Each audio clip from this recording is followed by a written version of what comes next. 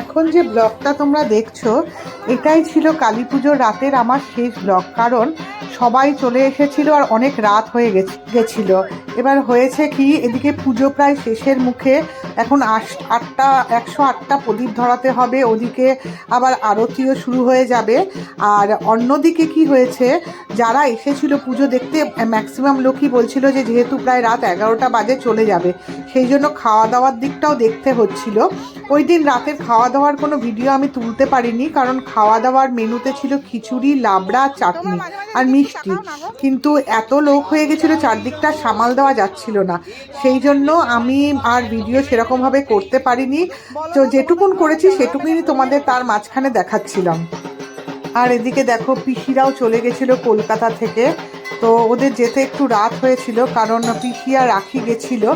এবার রাখির অফিস করে যেহেতু রাখি গেছিলো, সেই জন্য এই যে রাখি বসে আছে, ওদের আসতে একটু রাত হয়ে গেছিলো। রাখি আবার শাড়ি টাড়ি পরে অফিস থেকে গেছে।